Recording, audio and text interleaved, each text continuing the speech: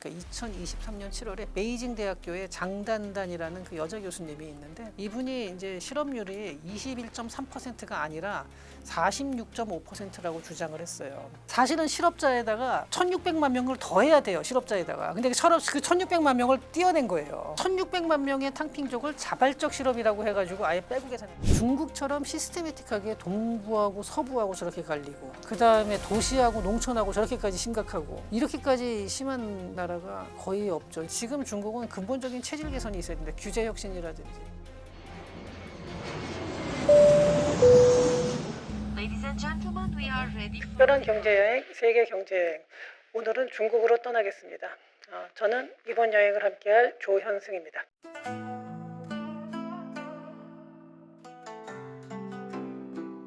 중국이 과거에 성장률이 뭐 10%, 7% 이렇게 하다가 이제 5%까지 내려와서 더 내려가면 안 되겠다라는 아마 상징성을 가지고 있는 것 같긴 해요. 그래서 거기서 자꾸 머무르고 있는데 그 중국이 실제 발표하기는 5% 했다 그러는데 그걸 저는 도저히 그거는 믿을 수가 없어요. 세상에. 그리고 저뿐만이 아니라 예전에 그 리커창 총리도 자기는 중국의 성장률 통계를 안 믿는다 그랬거든요. 근데 실제 어떤 게 있었냐면요. 중국의 그 지방 정부에서 어떤 지방 정부에서 전년도보다 그 GDP가 이게 어떻게 중국 중앙은 워낙 크니까 이게 어떻게 하냐면 지방 정부에서 올라온 통계를 갖다가 이제 총합을 해가지고 그걸 가지고 통계를 내는데 각 지방 정부의 GDP 중에서 어떤 이제 특정한 한 성인데 그 성에서 GDP가 줄었어요. 그랬는데 뭐 4점 몇 프로 성장했다 그래가지고 이게 어떻게 마이너스 아니냐 그랬더니 그게 아니라 작년에 보니까 잘못 잡았대요. 그래서 작년께 잘못된 거였다고 그러면서 작년 거보다 4점 몇 프로 상승했다 이런 식의 변명을 하기도 했어요. 그러니까 아니 이게 무슨 어린애 장난도 아니고 국가 차원의 통계를 그런 식으로 해서 이번에 떨어진 것 같으니까 그게 아니라 사실은 작년이 안 좋았던 건데 작년에 우리가 잘못 집계했어 이런 식의 이 말을 변명을 한다는 것 자체가 그게 정말 터무니없는 얘기죠. 사실은 이런 얘기들이 이제 언론에 보도가 됐거든요. 이게 언론에 보도가 될 정도면은 이건 정말 좀 그 통계의 신뢰성이 너무나 떨어지는 건데 저도 5%라는 거가 무슨 큰 의미가 있는 것보다도요. 중국 이제 GDP가 이렇게 자꾸 떨어지는 과정에서 아마 그때쯤에 여기서 더 낮추기는 싫다라는 약간 그런 고집을 부리고 있는 게 아닌가 싶습니다.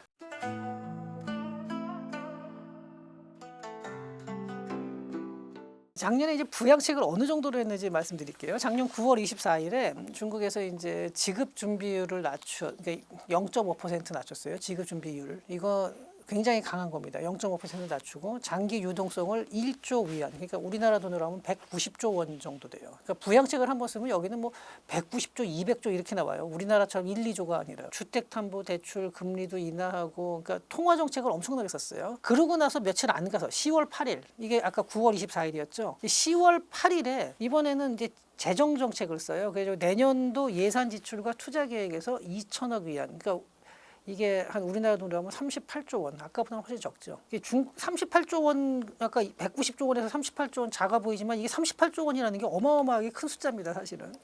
이 숫자를 갖다가 앞당겨 공급하겠다 이렇게 얘기를 했고요. 그리고 4일 후에 10월 12일에 3차로 중국 재정부에서 역주기 조절 강화. 이게 뭐냐면 역주기라는 건 뭐냐면은 경기가 변동이 있잖아요. 그러니까 경기 하락할 때는 이걸 이제 상승을 시키려고 하고 그러니까 주기가 내려오는 것 갖다 막는다는 거예요. 역주기. 그러니까 경기 정책이죠. 경기 부양책 같은 거죠. 이게 역주기 조절 강도 강화와 경제 고품질 발전 추진 상황을 소개하는 기자회견을 열었어요. 이때도 뭐 수백조 원의 이제 돈이 지출을 할 걸로 뭐 이렇게 얘기를 했었거든요. 근데 이렇게 했는데 이게 문제가 뭐였냐면 이때도 해외 외신들 그 뭐 시티그룹이나 모건 스탠리, 뭐 HSBC 이런 데서도 다 평가하기를 뭐라 그랬냐면은 지금 중국 경제가 어려운 게 단순히 유동성이 부족한 거냐.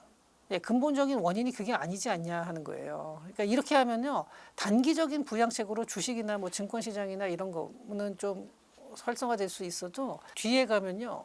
더더욱 짐만 생기는 거죠. 버블만 만들어 놓는 거거든요. 유동성이 부족할 때 유동성을 푸는 거는 맞을 수가 있지만 지금 중국은 근본적인 체질 개선이 있어야 된다. 규제 혁신이라든지 어떤 중국 정부가 기업에 대한 활동을 좀 더 이렇게 원활하게 해준다든지 이런 것들이 있어야 되는데 그런 것들이 거의 없는 상태에서 이렇게 돈만 푼 거 가지고는 의미가 없다 이런 얘기를 했었죠. 그러다 보니까 이게 단기적으로 중국의 막 주식시장이 살아나고 이런 거는 있었는데 지금도 보면은 금융시장은 그럭저럭 또 뭐 올라가기도 하고 막 이래요. 그런데 전반적으로 그럼 청년 실업이 개선됐느냐? 그것도 아니고 그렇다고 해서 무슨 뭐 기업들의 어떤 효율성이 뭐 증가한다든지 뭐 이런 근본적인 개혁이 전혀 없었다는 거예요. 그러다 보니까 이게 효과가 이게 오히려 장기적으로 더 악영향을 주지 않느냐라는 그런 또 우려도 나오고 있습니다. 저는 가장 큰 문제는 불균형이 너무 심하다고 봐요. 첨단 제품 막 이런 거 보고 중국의 기업들을 보고 있으면 와 중국이 정말 대단하게 발전했다. 그리고 실제로 상당히 많은 부분에서 이미 우리나라보다도 기술이 훨씬 뛰어난 것들도 많이 나오고 있고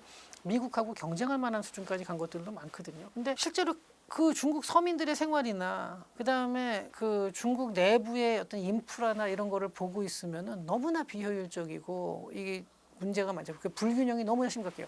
그 불균형이라는 게 전 세계 어디나 다 있어요. 미국도 빈부차가 있고 다 있기 마련이죠. 우리나라도 있고. 그런데 중국처럼 시스테매틱하게 동부하고 서부하고 저렇게 갈리고 그다음에 도시하고 농촌하고 저렇게까지 심각하고 이 모든 면에서 이렇게까지 심한 지역 나라가 사실은 거의 없죠. 그러니까 중국 정도 되는 소득을 가진 나라에서 이렇게 된다는 게 그러니까 아예 정말로 아주 아프리카에 있는 어떤 가난한 막 독재국가 이런 경우는 있어요. 그러니까 몇몇 사람들이 이렇게 모든 부를 다 가지고 있는 경우가 있는데 중국은 상당히 보면은 제조업도 많이 발전해 있고 그리고 나라가 어느 정도 이렇게 틀을 상당히 갖추면서 기술 경쟁력도 강한 나라인데 그런데도 불구하고 저렇게까지 심각한 불균형이 있다. 약간 그 부분에 대해서는 이런 거는 중국이 지금 어떻게 하든지 좀 완화를 시켜야 될 부분인데 이게 쉽지가 않은 거죠.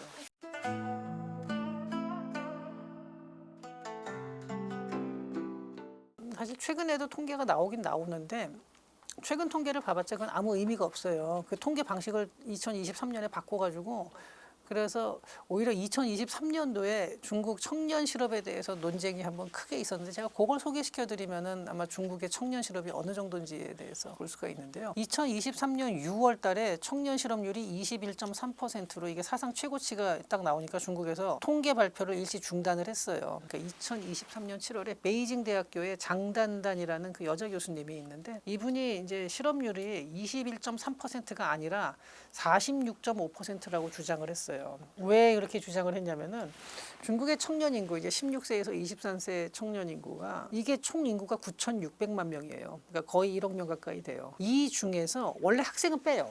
어느 나라든지 이거는 다 빼는데 학생이 4,800만 이렇게 되는 거거든요. 그러니까 절반 정도가 학생이니까 빼고요. 근데 그 중에서 3,200만 명이 노동 인구가 되는 건데 이게 뭐냐면 그 중에 1,600만 명은 어떻게 되냐면은 취업을 포기한 탕핑족이에요. 근데 이 취업을 포기하면요. 노동 통계를 낼 때 빼요. 그러니까 이게 4,800만이 아니라 3,200만 명이 분모에 들어가는 거예요. 네, 그렇게 되니까 이 3,200만 명이 이제 노동을 갖다 하겠다고 나왔다. 그래 그 중에서 이제 실업자가 얼마냐 그러는데 사실은 실업자에다가 1,600만 명을 더해야 돼요. 실업자에다가. 근데 그 1,600만 명을 띄어낸 거예요. 1,600만 명의 탕핑족을 자발적 실업이라고 해가지고 아예 빼고 계산했는데 사실 이걸 갖다가 같이 분자하고 분모에 둘 다 넣고서 계산을 하면은 이게 요렇게만 해도 46.5%가 되는데 원래 이제 일주일에 1시간만 일해도 다 고용으로 치거든요. 이건 ILO 기준이 그렇게 돼 있어요. 근데 중국이 이때 이제 2023년이면은 그